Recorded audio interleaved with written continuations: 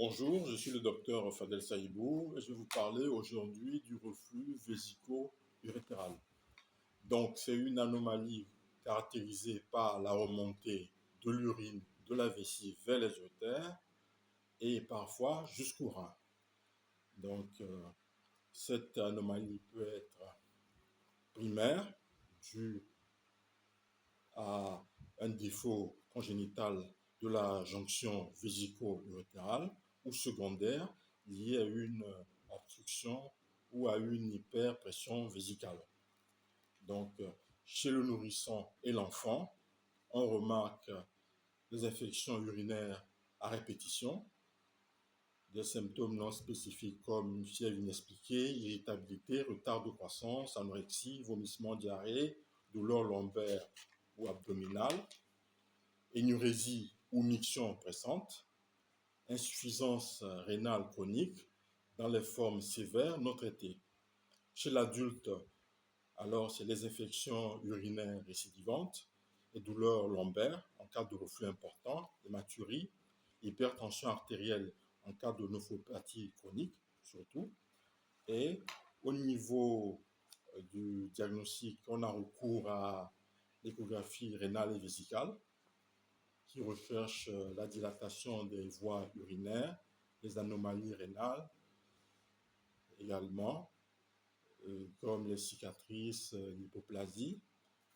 Et on a également recours à la cystographie rétrograde, qui est le gold standard, pour confirmer le reflux vésico-urétéral et le grade D.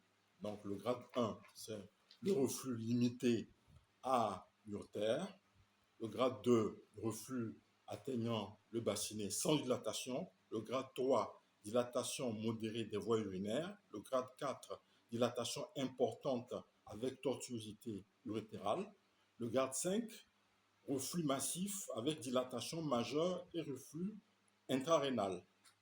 Donc, on a recours à l'uro-IRM ou l'uro-TDM en cas de suspicion de malformation associée ou complications. Donc, la scintigraphie des MSA permet d'évaluer la fonction rénale et de détecter les cicatrices de pyélonéphrite. Donc, on pensera à un bilan urodynamique en cas de suspicion de dysfonction vésicale comme hyperactivité ou vessie neurogène. Donc, pour la prise en charge, on a recours à titre prophylactique à l'antibiothérapie. Voilà. Une hygiène de vie est conseillée, comme une hydratation suffisante, des mictions régulières, le traitement de la constipation.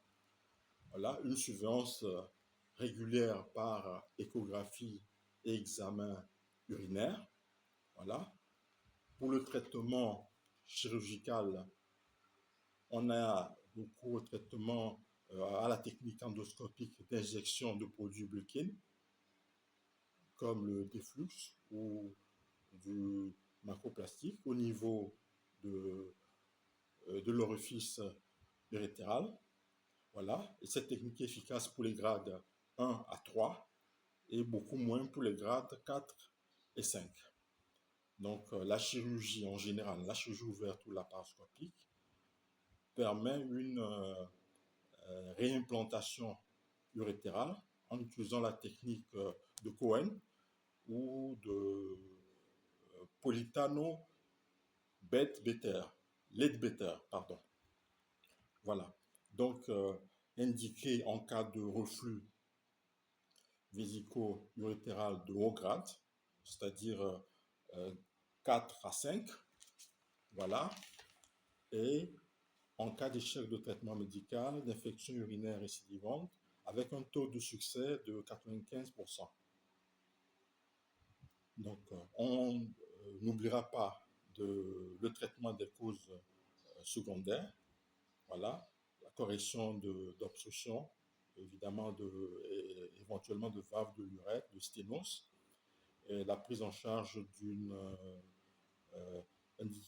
d'un dysfonctionnement de la vessie. Voilà.